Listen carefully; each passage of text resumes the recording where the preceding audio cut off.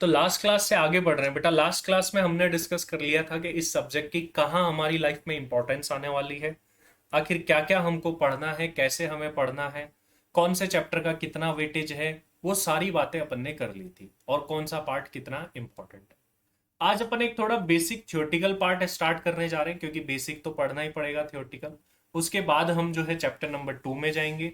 Chapter number 1 and chapter number 2 मिला करके, जिसमें थ्योरी और प्रैक्टिकल एज वेल दोनों मिक्स्ड है, ये आपके 10 से लेके 20 तक जा सकते हैं, कितने भी नंबर के जा सकते हैं, मतलब एटलीस्ट 10 तो पक्का ही है सर, यस पक्का है 10, और उससे आगे भी जा सकते हैं। चलिए बेटा स्टार्ट करते हैं, कुछ बेसिक बातें पढ़ते हैं। सबसे पहली बात पढ़ते हैं सर, कॉस्ट ऑडिट क्या होती है। ये तो सर हमने, जब ऑडिट अगर आप जानते हो तो कॉस्ट ऑडिट भी जान जाओगे। कॉस्ट ऑडिट क्या होती है, कुछ बेसिक बेसिक बातें कर रहा हूं, इनको आप थ्योरी जब लिखोगे ना तब आप क्योट कर पाओगे। कॉस्ट ऑडिट होती कैसे है पहले तो ये बात है, तभी तो आप समझ पाओगे इसको। प्रैक्टिकलिटी में बताता हूँ बेटा मैं कैसी होती है। कोशिश करूंगा आपको कि मेरे कुछ जो कॉस्ट ऑडिट के क्लाइंट्स हैं उनके भी मैं आपको एक्चुअल डेटा दिखा पाऊं, ताकि आप वहां पर और भी कनेक्ट कर पाए। तो कॉस्ट ऑडिट क्या होती है बेटा, देखिए जैसे अपनी स्टेचुरी ऑडिट होती है, उसके अंदर अपन क्या लेते हैं, बुक्स ऑफ अकाउंट्स लेते हैं, balance sheet P and. Cost audit के अंदर अपन को अगर कॉस्ट ऑडिट करनी है तो अपन को क्या लेना पड़ता है, कॉस्ट के अकाउंट्स। कॉस्ट के अकाउंट्स बोलो या कॉस्ट ऑफ प्रोडक्शन की डिटेल बोलो, वो लेनी पड़ती। अब इसकी ऑडिट करनी है ना, कॉस्ट ऑफ प्रोडक्शन सही निकाली नहीं निकाली, कॉस्टिंग सही से करी है नहीं करी, इसकी ऑडिट करनी है।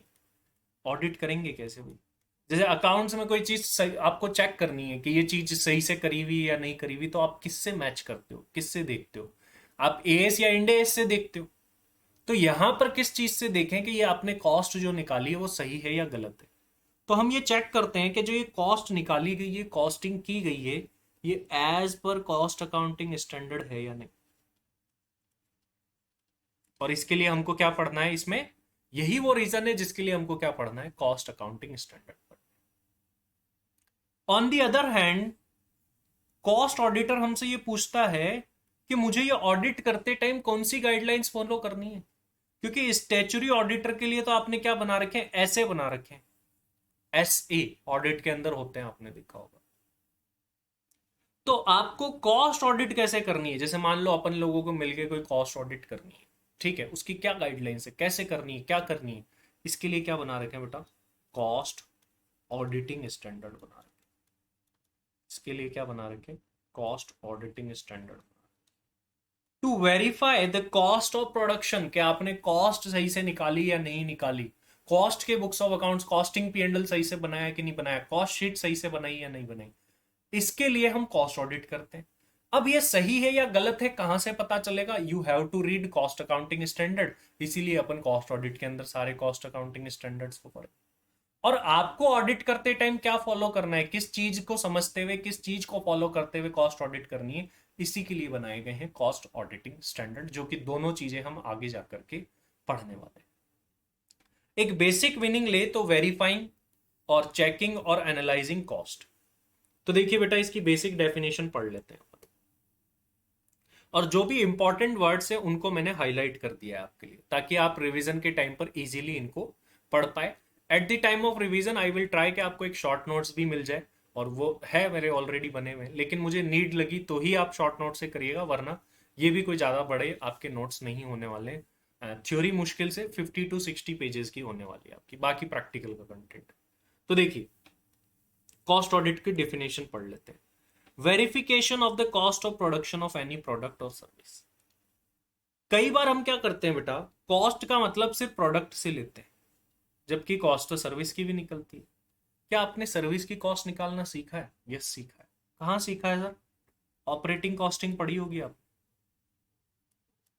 ऑपरेटिंग कॉस्टिंग में आप क्या सीखते हो, सर्विसेज की कॉस्ट भी निकालना सीखते हो। तो चाहे कॉस्ट प्रोडक्ट की भी निकल सकती है और सर्विस की भी निकल सकती है, तो किसी प्रोडक्ट की और सर्विस की कॉस्ट का वेरिफिकेशन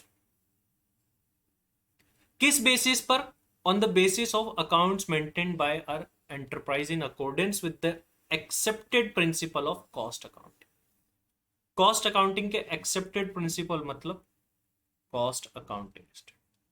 तो कॉस्ट ऑडिट को अगर सिंपल लैंग्वेज में डिफाइन करें तो it is the verification of cost of production of any product और सर्विस।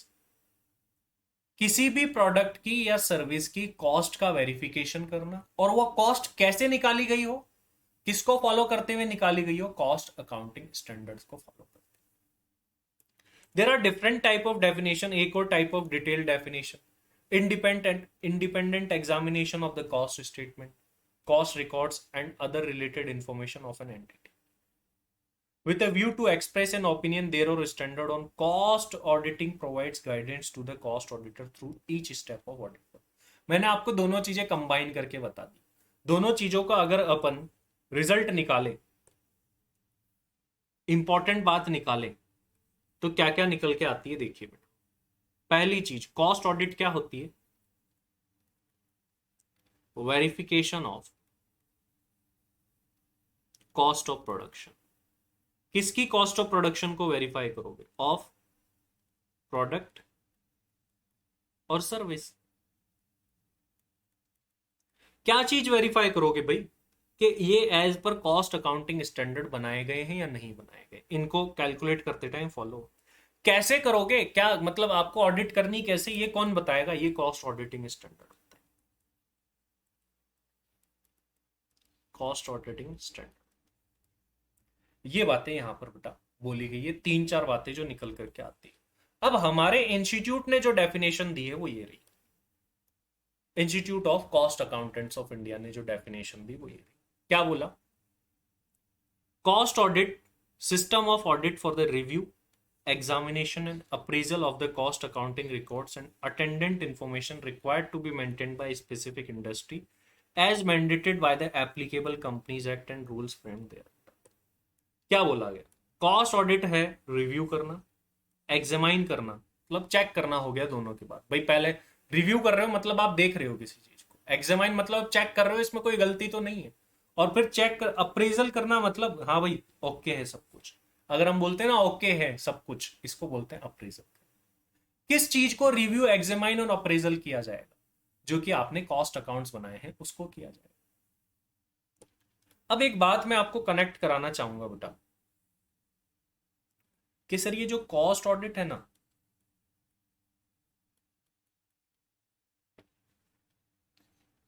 ये कौन करेगा, कैसे करेगा? कौन करेगा? मैंने फर्स्ट क्लास में ही बताया था कि कॉस्ट अकाउंटेंट प्रैक्टिस करेगा, जो सीएमए प्रैक्टिस में वही कर सकता है। लेकिन कॉस्ट ऑडिट करानी है, करना है, ये कहां से आता है, ये कहां बोला गया? तो आपने बेटा कंपनी लॉ के अंदर सेक्शन 148 पढ़ा होगा, companies Act 2013। Section 148 of companies act क्या बोलता है? सिंपल शब्दों में अगर बताऊं तो ये बोलता है कि सेंट्रल गवर्नमेंट के पास में पावर है। किस चीज की पावर है? कि वो नोटिफाई कर सकते हैं स्पेसिफिक क्लास ऑफ कंपनीज को जिन्हें कॉस्ट ऑडिट करवाना। और कॉस्ट ऑडिट कौन करेगा? Cost accountant in practice. पहले यहां पर क्या बोल रखा था भाई? सीए भी कर सकता है, पहले ये था, लेकिन नहीं। Then Companies Act 2013 comes into the picture और वहां पर अमेंड कर दिया गया, नो नो नो वो नहीं, ओनली कौन? ओनली कौन? कॉस्ट अकाउंटेंट इन प्रैक्टिस, और नहीं। तो ठीक है सर, ये बात आ, सेक्शन 148 आप वहां पर भी पढ़ चुके हैं, मैंने सिंपल शब्दों में आपको बता दिया। ये नॉलेज पर्पस के लिए इंपॉर्टेंट है। आप कई बच्चों के मन में ये भी आता सर ये कोई रटना है क्या? रटना नहीं है भाई, रटना कहीं पर भी नहीं है, मैं आपको बता दूं। अगर कहीं पर ऐसी जगह आई ना कि रट लो तो मैं खुद बोलूंगा, वरना आपको बेसिक चीजें समझनी होता क्या है, और जहां से क्वेश्चन फ्रेमिंग हो सकती है वो भी मैं ही बताऊंगा कि यहां से क्वेश्चन बनेगा, किस टाइप का बनेगा वो भी मैं ही बताऊंगा, शॉर्ट बनेगा या लॉन्ग बनेगा, दोनों टाइप से आपको उसी तरीके से पढ़ना है। अभी तक जो ये पार्ट पढ़ा अपन ने, ये कॉस्ट ऑडिट की जो डेफिनेशन है, इसको आप थियोरेटिकल क्वेश्चंस लिखते टाइम यूज कर सकते हो। इसकी जो लैंग्वेजेस है वो थियोरेटिकल क्वेश्चंस लिखते टाइम यूज कर सकते हो। अब एक जल्दी से आप मुझे कॉस्ट ऑडिट की डेफिनेशन बताइए। सबसे पहली बात, कॉस्ट ऑडिट क्या है, क्या किया जाता है इसके? जल्दी से बताओ। पहला पॉइंट, हमको साथ साथ में याद कर लेना है बेटा, इसकी थ्योरी कंसेप्ट जो आएंगे छोटे मोटे वो साथ साथ में याद हो जाए। कॉस्ट ऑडिट में सबसे पहले क्या किया जाता है? यस बेटा, रिव्यू या एग्जामिनेशन बोल लो या वेरिफिकेशन बोल लो। किस चीज का किया जाता है? किस चीज का? यस बेटा, कॉस्ट ऑफ प्रोडक्ट या सर्विस। यस बेटा, दूसरे शब्दों में यह भी बोल सकते हैं कॉस्ट स्टेटमेंट या कॉस्टिंग के बुक्स ऑफ अकाउंट्स भी बोल सकते हैं। किस बात के लिए वेरीफाई कर रहे हैं भाई? वेरीफाई कर रहे हैं कहां से मैच करेंगे, किस चीज के अकॉर्डिंग होनी चाहिए? या आपके जो कॉस्ट अकाउंटेंट्स है किसके अकॉर्डिंग बनने चाहिए? जैसे अकाउंट्स में books of accounts accounting standard और इंड एस के अकॉर्डिंग बनने चाहिए, वैसे ही यहां पर किसके अकॉर्डिंग बनने चाहिए? Cost account. और जब एक सीएमए कॉस्ट ऑडिट करेगा तो वो कौन से स्टैंडर्ड फॉलो करेगा भाई? कॉस्ट ऑडिट करते टाइम कौन से स्टैंडर्ड फॉलो करेगा सर? वो फॉलो करेगा कॉस्ट ऑडिटिंग स्टैंडर्ड। उसमें हमको गाइड बताएगी। देखो ये बहुत काम की चीजें हैं, जैसा मैंने बताया था प्रैक्टिकल सब्जेक्ट है। इस सब्जेक्ट को ऐसा मत समझो हमको पढ़ के पास होना है, ये सब्जेक्ट आपकी जिंदगी में भी काम आने वाला है। ये जो पढ़ोगे चीजें अगर आप प्रैक्टिस में गए तो ये चीजें करनी भी पड़ेगी। और सेम ऐसी होती है, कोई ऐसा नहीं है कि थ्योरी में लिख दिया और एक्चुअल में नहीं होता, सब कुछ वही है जो होता है। तो ये तो बेसिक बातें कर चुके हैं इस चैप्टर में, ऐसी बेसिक बेसिक बातें। अभी मैं आपको बताऊंगा सीएमए इंस्टीट्यूट कैसे बना, कैसे फ्रेम हुआ, कॉस्ट ऑडिट कैसे आई इंडिया के अंदर। आज जिस सीएमए इंस्टीट्यूट को अपन जिस नाम से देख रहे हैं वो पहले नाम नहीं था, कैसे था, ये सब। यस बेटा, ये डेफिनेशन हो गई कॉस्ट ऑडिट की जो अपन को लिख। अब आगे बात आती है, यस बेटा आप चार्ट के थ्रू लिख सकते हैं, कैसे भी लिख सकते हैं, लेकिन एग्जाम के अंदर थियोरटिकली लिख के ही बताना। अब कुछ नॉर्मल बातें हैं, आप एक बार पढ़ते ही समझ जाओगे, आप फाइनल में आ चुके हो, नॉर्मल बातें आप ऑटोमेटिकली समझ जाओ। तो इसको मैं जल्दी से कवर कराता हूं। कॉस्ट ऑडिट कौन करेगा मैं आपको ऑलरेडी बता चुका हूं। कॉस्ट ऑडिट कौन करेगा? Cost accountant. अच्छा मैं आपसे एक सवाल पूछता हूं बेटा, जो स्टेचुरी ऑडिटर होता है उसको कौन अपॉइंट करता है बताओ?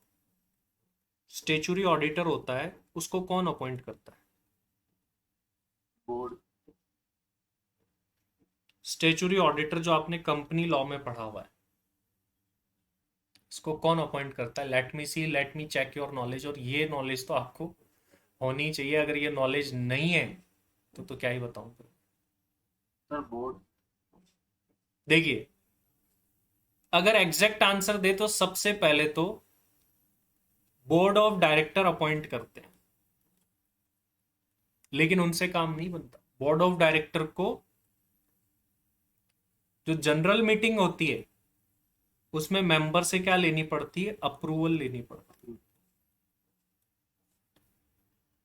ठीक है, जो मेंबर्स होते हैं मेंबर्स से लेनी पड़ती है। Is there any difference between member and shareholder? Yes और नो? क्या मेंबर और शेयर होल्डर के बीच में डिफरेंस होता है या दोनों एक ही बात? तो मेरे पास कुछ जवाब आए हैं नो के, बट मैं आपको बता दूं for your knowledge, there is difference. There is difference, not same. Same नहीं होते सर, कैसे? अभी बताता हूं। आप किसी आज जाओ स्टॉक एक्सचेंज में, एनएसई पर जाओ, रिलायंस के शेयर खरीद लो। Are you the member of Reliance? No, you are share holder of Reliance. तो सर मेंबर कब बनते? मेंबर तब बनते हो जब आपका नाम रिलायंस के रजिस्टर ऑफ मेंबर्स में लिखा जाएगा, then you become the member. ये जरूरी नहीं है कि आप शेयर होल्डर हो तो मेंबर हो, ये जरूरी है कि मेंबर हो तो आप शेयर होल्डर जरूर होंगे। तो ध्यान रखिए कि डायरेक्टली शेयर खरीदते ही आप किसी कंपनी के मेंबर नहीं कहलाते। मेंबर कहलाने के लिए आपका नाम कंपनी के रजिस्टर ऑफ मेंबर्स में आना चाहिए, तब जाकर के कहलाते। ठीक है बेटा, तो दोनों डिफरेंट चीजें होती है, शेयर होल्डर इज डिफरेंट और मेंबर इज डिफरेंट। तो मेंबर जो बोर्ड मीटिंग में डिसीजन लेते हैं ना, वो कौन लेते हैं? मेंबर्स लेते हैं, ध्यान रखना। ऐसे मान लो रिलायंस की अगले दिन मीटिंग होने वाली है, आप तो शेयर खरीद के पहुंच गए, बोला मैं भी मेंबर हूं, वोट करें, नहीं कर पाओ। जिसका नाम रजिस्टर और मेंबर में वही कर पाएगा। अब बेटा दूसरी बात आती है कि कॉस्ट ऑडिटर को कौन अपॉइंट करता हो?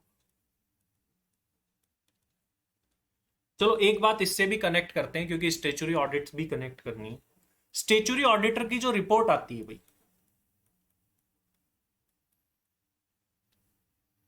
वो रिपोर्ट किसके पास जाती है बताओ मुझे।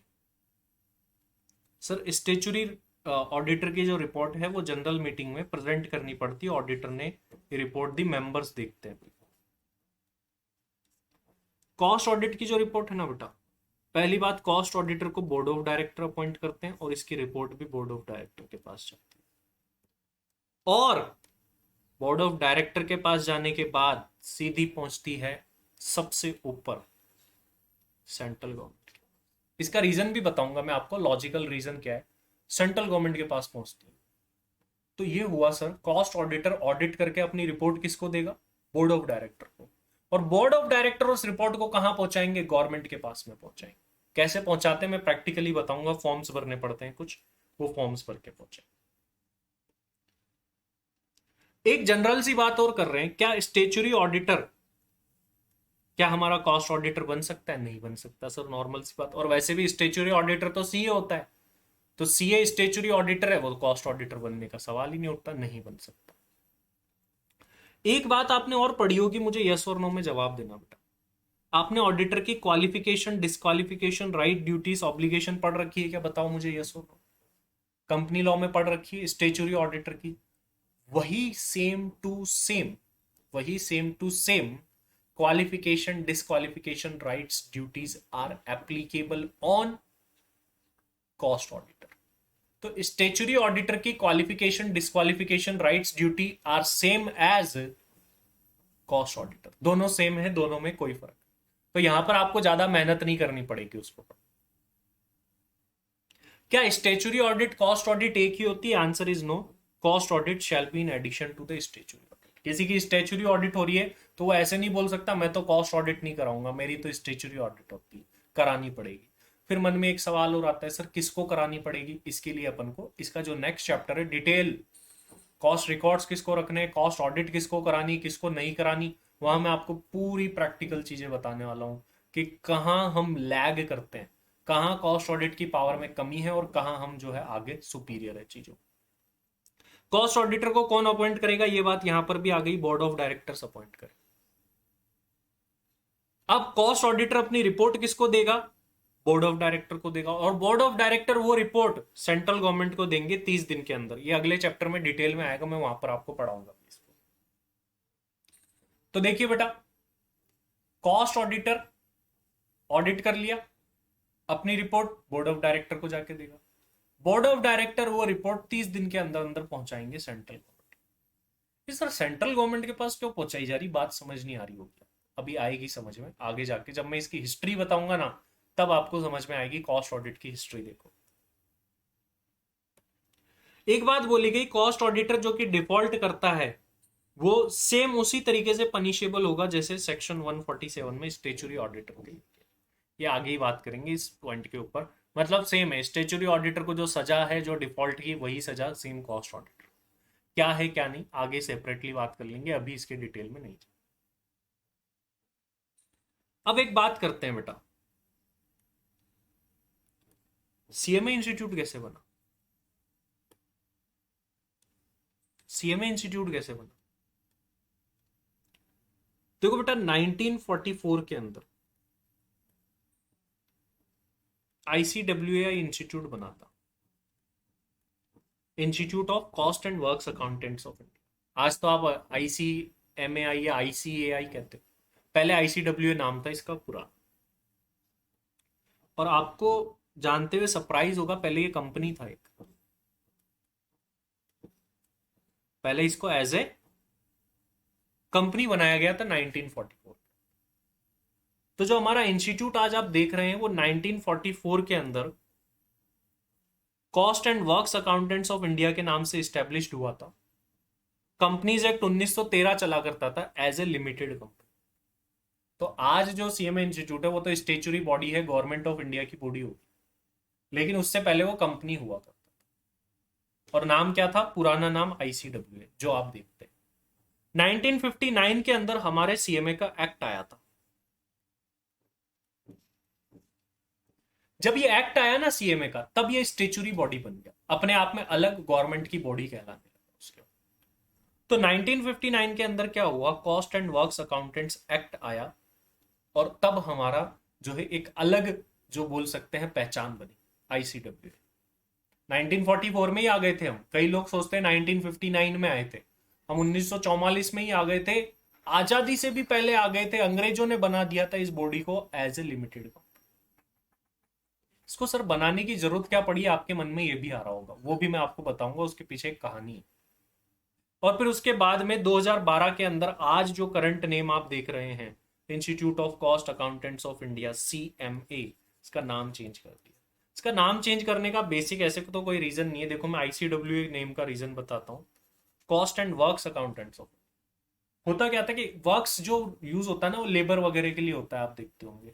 तो इस ICWA नाम से लोग क्या सोचते थे कि ये फैक्ट्री में काम करते हैं, कि कहाँ वर्क होता है इनका, इनका ओनली फैक्ट्री में ही काम होता है, कॉस्ट वॉस्ट वहीं निकलती है तो वहीं काम होता है, फैक्ट्री वगैरह।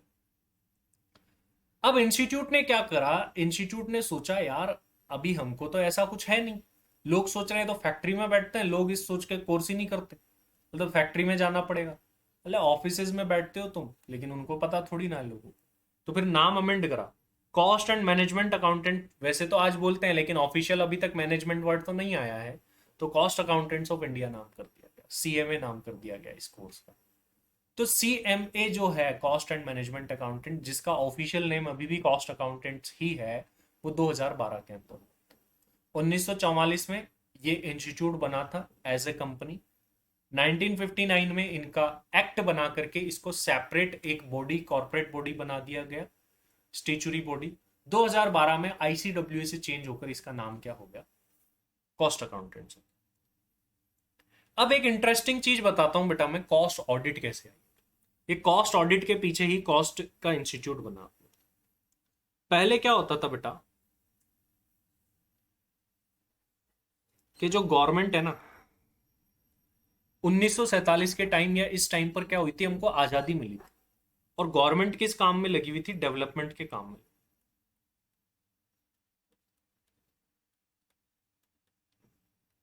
डेवलपमेंट के काम में लगी हुई थी। तो गवर्नमेंट क्या करती थी, डेवलपमेंट के कामों के लिए कॉन्ट्रैक्ट दिया करती थी, क्या देती थी, कॉन्ट्रैक्ट दिया करती थी कॉन्ट्रैक्टर्स को। और कॉन्ट्रैक्टर को कॉन्ट्रैक्ट्स जो दिए जाते थे वो कैसे दिए जाते थे, कॉस्ट प्लस बेसिस पर। कॉन्ट्रैक्टर बोलता था मेरे इतने रुपए का खर्चा आ रहा है, प्लस इसमें मेरा प्रॉफिट जोड़ के मुझे ये पेमेंट कर दो। हुआ क्या, धीरे धीरे बेटा ये कॉन्ट्रैक्टर क्या करने लगे, अपना खर्चा, अपनी कॉस्ट को ज्यादा बताने लगे। कॉस्ट ज्यादा बताते थे, फिर प्रॉफिट जोड़ते थे, प्रॉफिट भी ज्यादा। गवर्नमेंट को चूना लगा रहे थे, सिंपल सी। गवर्नमेंट ने बोला यार ये तो दिक्कत है। इसी टाइम पर एक डालमिया जैन कंपनी थी, उनका एक घोटाला हो गया। घोटाला कैसे हो गया, उन्होंने ऐसे ही कुछ कॉन्ट्रैक्ट में, ऐसे ही कुछ कामों में अपनी कॉस्ट को जो है अपने हिसाब से कभी तो बढ़ा दिया, कभी कॉस्ट को कम कर दिया। वो क्या करते थे, फाइनेंशियल अकाउंट्स को नहीं छेड़ा करते थे, बड़े होशियार थे वो। फाइनेंशियल अकाउंट्स को नहीं छेड़ा करते थे, वो कॉस्ट अकाउंट्स को छेड़ते थे। अपने प्रॉफिट को अच्छा दिखाने के लिए वो कई बार कॉस्ट को कम कर दिया करते थे, और जब उनको प्रॉफिट कम दिखाना है तो इसको क्या कर दिया करते थे, बढ़ा दिया करते थे। ये घोटाला सामने आया, इससे टैक्स का नुकसान वगैरह वगैरह, गवर्नमेंट ने ज्यादा पैसा दिया, सब नुकसान। फिर एक कमेटी बनाई गई इस जांच के लिए, कि यार जांच करो इस घोटाले की। और उस कमेटी ने जो रिपोर्ट दी ना, वो है मेरे पास, मैंने उसको पढ़ने की कोशिश भी करी, लेकिन डिटेल रिपोर्ट पढ़ी नहीं जा सकती। 850 पेजों की एक रिपोर्ट बना के दी उन्होंने। मेन जो था, इनडायरेक्ट एक्सपेंसेस को क्या करते थे ये लोग, ज्यादा बता दिया करते थे। इनडायरेक्ट जो एक्सपेंसेस होते हैं ना, उसको ज्यादा बताया करते थे, ओवरकास्ट किया करते थे। 2 सालों तक ज्यादा बताया और 1 साल में कम बताया, अपने हिसाब से बता दिया। तो ये रिपोर्ट वगैरह सारी यहां से निकल गई। ये गवर्नमेंट को एक तो मोटिव मिल ही गया यार, ये ऑडिट कराओ कॉस्ट की, अभी तक तो ये मिला था। इसके बाद में क्या आ गई कि इसके थोड़े दिन बाद ही हमारे यहाँ पर गुड्स और सर्विसेज की स्कैरसिटी हो गई, इनपुट्स वगैरह कम होने लगे। इनपुट्स कम होने लगे तो इनपुट कम होने का बहाना देकर के कंपनीज क्या करने लगी, प्राइजेस को बढ़ाने लगी। जनता परेशान, ले यार ये तो रेट बढ़ाए जा रहे, रेट बढ़ाए जा रहे। गवर्नमेंट भी क्या करे, गवर्नमेंट को लोग बोलते थे हमारी कॉस्ट इतनी आ रही, और उस टाइम कॉस्ट चेक करने का, कॉस्ट को वेरीफाई करवाने का कोई ऑथेंटिक रास्ता ही नहीं था, करा ही नहीं सकते आप, कॉस्ट ऑडिट नाम की चीज ही नहीं थी। गवर्नमेंट को जरूरत महसूस हुई कि यार कॉस्ट को तो वेरीफाई करना पड़ेगा ना यार, कॉस्ट इनका बोला और अपन मान ले यार ये तो गलत है ना, तो अपन कॉस्ट को वेरीफाई करवाते हैं। ये कुछ कारण रहे जिस वजह से उसके बाद में जो है कॉस्ट ऑडिट इंट्रोड्यूस की। ये तो एक मोटी पिक्चर थी आपके साथ। अब डिटेल पिक्चर्स में चलते हैं बेटा कि कैसे कैसे कॉस्ट ऑडिट का जन्म हुआ, history and genesis of cost audit, cost audit का जन्म कैसे हुआ वो देखते हैं। प्री इंडिपेंडेंस एरा में जो अंग्रेज सरकार थी वो क्या करती थी, कॉन्ट्रैक्ट जो देती थी वो कॉस्ट प्लस बेसिस पर देती थी, कॉस्ट प्लस कॉन्ट्रैक्ट देती थी। कॉस्ट प्लस कॉन्ट्रैक्ट आप कॉस्टिंग में पढ़ते हैं, कॉस्ट प्लस एक प्रॉफिट मार्जिन ऐड कर दिया जाता है, इसको बोलते हैं कॉस्ट प्लस कॉन्ट्रैक्ट। ये कॉस्ट प्लस कॉन्ट्रैक्ट जो है हुआ करते थे उस टाइम। अब इसके बाद में क्या हुआ बेटा, गवर्नमेंट ने क्या करा, इनकी कॉस्ट को वेरीफाई एंड इन्वेस्टिगेशन शुरू करा। ये अपना कॉस्ट प्लस कॉन्ट्रैक्ट, ये गवर्नमेंट अब इनकी कॉस्ट को क्या करने में लगी है, वेरीफाई करने में लगी, इन्वेस्टिगेशन में लगी। इसी के साथ साथ एक चीज जोर पकड़ने लगी, 1944 में कॉस्ट अकाउंट अपना इंस्टीट्यूट तो बन ही चुका था, कॉस्ट कॉन्शियसनेस वर्ड यूज हुआ, कॉस्ट कॉन्शियसनेस। कंपनी क्या करती थी उस टाइम पर, सोचती थी सेल्स बढ़ाओ, प्राइस बढ़ाओ तो प्रॉफिट बढ़ेगा। लेकिन अब एक नई विचारधारा ने जन्म लिया। वो क्या बोलती थी, भाई सेल्स बढ़ाना हमारे हाथ में नहीं है, कस्टमर आएगा तभी तो करेंगे, लेकिन कॉस्ट को कम करना हमारे हाथ में, कॉस्ट कम कर लो प्रॉफिट अपने आप बढ़ जाएगा। तो इस टाइम पर जो है कॉस्ट कॉन्शियसनेस का जन्म के, कॉस्ट कॉन्शियसनेस मतलब कॉस्ट के प्रति लोग जागरूक हुए कि इस पर कंट्रोल कितना इंपॉर्टेंट है। और इसी वजह से 1944 में इसको प्रमोट और रेगुलेट करने के लिए हमारा आईसीडब्ल्यूए इंस्टीट्यूट बना था एज ए लिमिटेड कंपनी। धीरे धीरे धीरे धीरे इंडस्ट्रियलाइजेशन इंडिया के अंदर बढ़ ही रहा था, नई नई कंपनीज आती जा रही थी और उनकी कॉस्ट करना चेक करना जरूरी था, क्योंकि ईस्ट इंडिया कंपनी से हम पहले ही सबक ले चुके थे कि ईस्ट इंडिया कंपनी ने क्या हालत करी थी। और उस टाइम पर कंपनीज ये बोला करती थी कि हमारी कॉस्ट बहुत ज्यादा आती है, इस वजह से जो है हमारा फिर प्राइस भी ज्यादा रखना पड़ेगा। अब इसी के लिए एक अलग से बॉडी डेवलप की गई, institute of cost accountants of India, उसको स्टेचुरी पावर्स दिए गए। सर कंपनी से स्टेचुरी में क्यों लाए, क्वेश्चन ये भी आता है। कंपनी के पास में बेटा लिमिटेड पावर होते हैं, कंपनी के पास में लिमिटेड पावर्स थे, ऐसे हर कुछ नहीं कर सकती थी वो। लेकिन अब क्या हुआ कि 1959 में उसको कंपनी से एक स्टेचुरी बॉडी में कन्वर्ट कर दिया गया, भारत सरकार की बॉडी बन गई, सरकारी बन गई मतलब से। अब ये बना ही था, इससे थोड़ा टाइम पहले मिड 50s में 1949 के आसपास में क्या हुआ था, एक डालमिया जैन कंपनीज का फ्रॉड हुआ था जिसने गवर्नमेंट को पूरे बुरे तरीके से हिला दिया था। फ्रॉड लाखों का ही था, लेकिन उस टाइम के लाखों आज के करोड़ों के बराबर है। तो उस टाइम पर क्या गवर्नमेंट को थोड़ा झटका लगा, उस टाइम की सरकार हिल गई, नई नई सरकार बनी थी, आजादी मिली थी और 50s के अंदर ही ये काम होगा। तो अब क्या करें, फिर गवर्नमेंट ने क्या करी, एक कमिटी बनाई, Vivian Bose commission and later that Datta commission and दयाप्री शास्त्री कमेटी। अब ये क्या था बेटा, ये लोग कहां के थे, ये कोलकाता के थे, साउथ इंडिया के थे ये लोग, ठीक है। तो इससे जो लोग जुड़े हुए थे ना बेटा, इससे जो लोग जुड़े हुए थे, और आप अगर पास्ट में जाओगे, हिस्ट्री में जाओगे तो आपको पता होगा Kolkata was the capital, Kolkata को एज ए कैपिटल भी यूज किया जाता था कई चीजों में। तो उस वजह से सीएमए इंस्टीट्यूट का जो हेडक्वार्टर बना वो भी कोलकाता के अंदर बन गया, जो हेडक्वार्टर बना वो भी कोलकाता के अंदर। ये नेम याद रखेंगे, एमसीक्यू में पूछा जा सकता है, विवेन बॉस कमीशन, उसके बाद में दत्ता कमीशन एंड तेपात्री शास्त्री कमेटी। इन कमिटीज ने पूरा सब कुछ किया और 850 पेज की रिपोर्ट सबमिट करी। आप अगर डालमिया जैन कंपनीज की इन्वेस्टिगेशन रिपोर्ट अगर गूगल पे सर्च करेंगे, बहुत बड़ी रिपोर्ट आती है, इतनी बड़ी रिपोर्ट आप पढ़ भी नहीं पाए। ये सब हो जाने के बाद में बेटा ये कमिटी वगैरह बना दी, इन्होंने सब करके फिर फाइनली क्या बोला, बोला देखो फ्रॉड हो गया, देश में दिक्कत हो गई, सरकार को दिक्कत हो गई, अब आगे से ना हो ऐसा कुछ करो ना यार, जो हो गया वो तो हो गया, अब उनको सजा दे दो, इससे ज्यादा क्या कर सकते हो। तो इसके लिए अब क्या इंट्रोड्यूस करने की रिकमेंडेशन दी इस कमेटी ने, बोला कॉस्ट ऑडिट रिकमेंड करो, कॉस्ट ऑडिट इंप्लीमेंट करो आप। कमेटी के लोग बैठे, डिसीजन लिया कि यार कॉस्ट ऑडिट की रिकमेंडेशन देनी चाहिए। अब इंडस्ट्रियल डेवलपमेंट उस टाइम पर चल ही रहा था भाई, नया नया देश आजाद हुआ है, इंडस्ट्रियल डेवलपमेंट चल रहा था, लेकिन गुड्स एंड सर्विसेज की क्या हो रही थी, शॉर्टेज हो रही थी।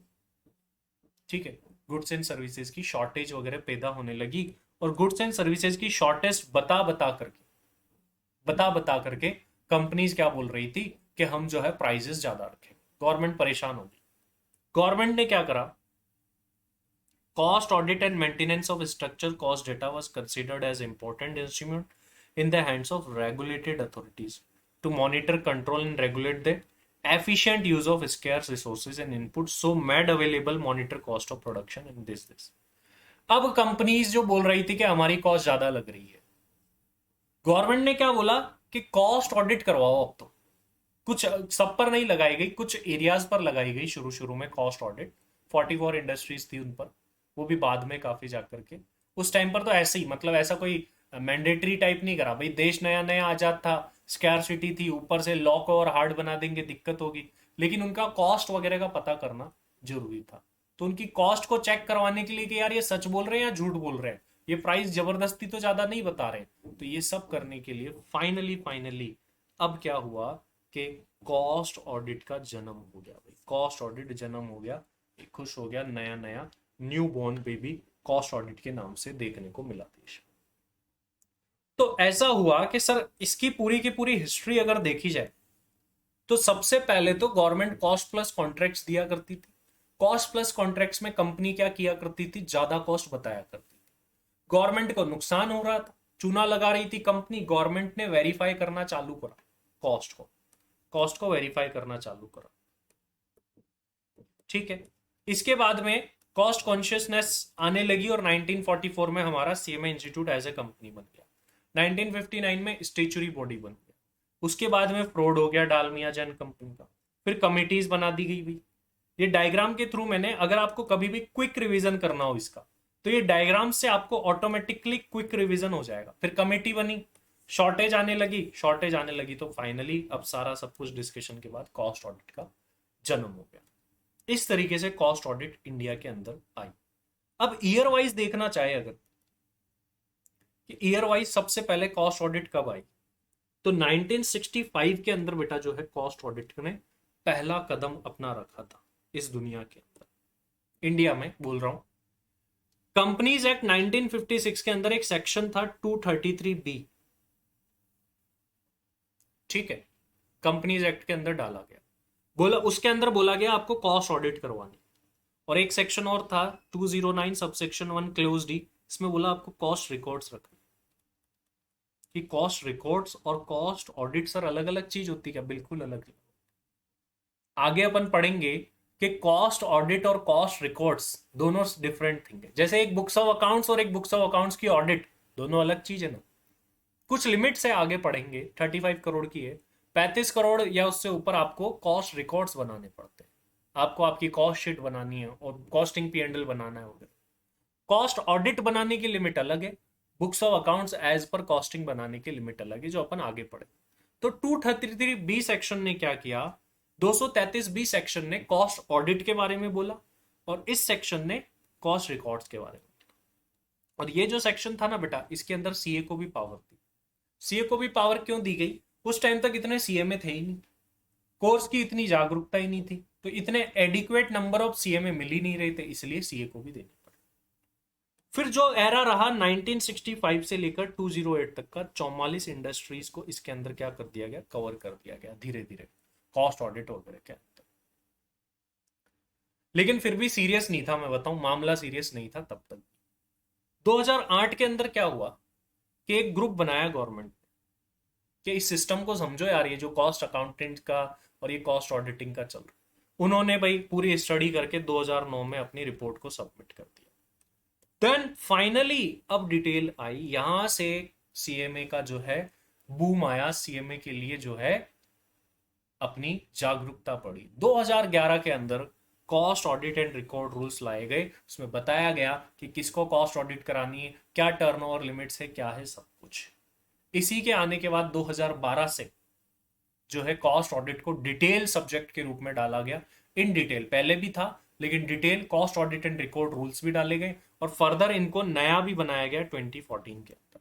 और आज भी अपन देख रहे हैं 2019 में भी ये थोड़े बहुत जो है अमेंड हुए थे। तो इस तरीके से शुरू से लेकर आज तक की जर्नी कॉस्ट ऑडिट ने प्रिपेयर करी। अगर हम अब ओनली कंटेंट ना पढ़े, ओनली डायग्राम देखें, तो भी आप बात को समझ पाएंगे। इनसे रिलेटेड मैंने ये चीजें डाल दी है नोट्स में। सबसे पहली बात सर, कॉस्ट प्लस कॉन्ट्रैक्ट देती थी गवर्नमेंट, उसको वेरीफाई करना शुरू करा। कॉस्ट कॉन्शियसनेस आ गई, सीएमए इंस्टीट्यूट बन गया, फिर फ्रॉड हो गया। फ्रॉड हो गया तो कमिटी बना दी, कमिटी बनाने के बाद शॉर्टेज आने लग गई, और शॉर्टेज के बाद में कॉस्ट ऑडिट आ गई। आपको ध्यान रखना है बेटा, पहली बार कॉस्ट ऑडिट कब आई थी, एमसीक्यू में पूछा जा सकता है। इस पॉइंट ऑफ व्यू से इसको ध्यान रखें। तो एक बार जल्दी से बेटा मुझे बताएंगे यहां तक की बात आपको क्लियर है कि नहीं, यस और नो। एक तरीके से मान लो ये अपने ही इंस्टीट्यूट, अपनी ही हिस्ट्री पढ़ रहे हो कि कैसे हम यहां तक पहुंचे, कैसे कैसे करके हम यहां तक आए। कुछ एमसीक्यू क्वेश्चन करते हैं। पहले क्वेश्चन का आंसर बताओ भाई।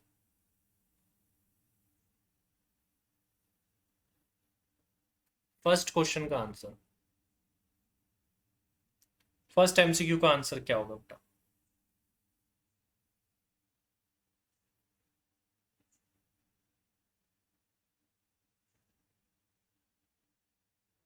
अभी तक तो आंसर ही आ जाना चाहिए था। कौन सा सेक्शन है जो कि सेंट्रल गवर्नमेंट को पावर देता है? Specify audit item cost in respect of certain companies. और ये पढ़ा था अपन, शुरू शुरू में ही सेक्शन पढ़ा था, और मैंने आपको बताया था कि कंपनीज एक्ट का एक सेक्शन है। यस बेटा, section 140। Next, cost audit represent true and fair view of the, ये जनरल क्वेश्चन है। क्या भाई, क्या देखोगे? कॉस्ट ऑफ सेल्स देखोगे, रॉ मटेरियल की कॉस्ट देखोगे, या कॉस्ट ऑफ प्रोडक्शन? वर्ड भी आया है, एग्जैक्ट वर्ड भी आया अगर तुमको याद हो। यस बेटा, C is the right answer, cost of production. इसमें भी सी, इसमें भी सी, कॉस्ट ऑफ प्रोडक्शन आएगा।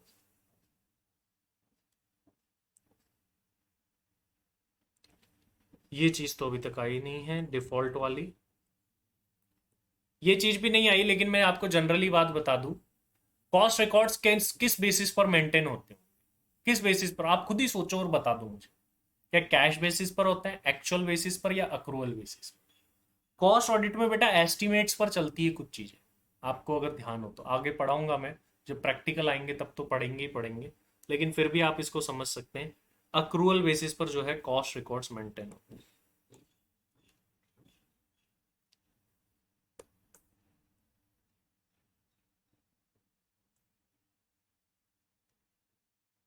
इसका बता दो आंसर, बस इतने कर लेते हैं MC. Cost audit was initially introduced in the year, पहले शुरू शुरू में कॉस्ट ऑडिट कौन से साल से आई थी? यस बेटा, 1965 से आई थी। और कोई देखते हैं, और कोई बता सकते हैं? हाँ, ये भी बता सकते हो तुम। इन दोनों का आंसर बताओ भाई, इसका ही बताओ, इसका ही बताओ।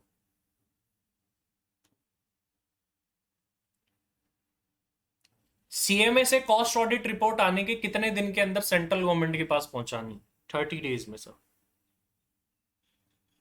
और रीनेम कौन से साल में हुआ भाई? Institute of cost accountants of India कब बन गए हम? यस बेटा, 2000, 2012 के या 11 के अंदर? 2011 में या 12 में? 2011 में बने या 12 में बने? सोच लो। पक्का है 12? यस, पक्का है सर, 12। तो 11 में क्या हुआ था? अभी अभी अपन 11 में बात कर रहे थे ना यार, कुछ तो हुआ था। Cost audit and record rules, ध्यान रखना इस। Cost audit and record rules आए थे और वहां से जो है कॉस्ट ऑडिट पर डिटेल जो है रिकॉर्ड रूल्स आना चालू हो गए थे। तो बताइए बेटा, इतनी बातें आपको क्लियर है कि नहीं आज की, यस और नो? क्योंकि अगला पॉइंट अपन ये सेल्फ स्टडी के लिए दे रहा हूं, ऑब्जेक्टिव ऑफ कॉस्ट ऑडिट, इसको पढ़ेंगे आप फाइनल के बच्चों। आपको इतना तो मुझे नहीं पढ़ाना पड़ेगा कि कॉस्ट ऑडिट से क्या क्या फायदे होंगे। ये सेल्फ स्टडी आप एक बार कर लेंगे, फिर अपन इसको रिवाइज कर देंगे। ये तो पहला चैप्टर है, थियोरटिकल है, प्रैक्टिकल बातें, प्रैक्टिकल चीजें, एंड ये भी एक बार, ये तो तुमको है ना मेरे बिना बताए आना चाहिए कि who can be appointed as an cost auditor. जो स्टेचुरी है वही कॉस्ट ऑडिटर की है चीजें। तो इसको रीड करेंगे एक बार सेल्फ स्टडी, फिर अपन नेक्स्ट क्लास में इसको डिस्कस भी करेंगे बेटा डिटेल। चलिए बेटा, इस क्लास में रखते हैं इतना ही, मिलते हैं अगली क्लास में। आज के लिए इतना ही, thank you very much, bye bye.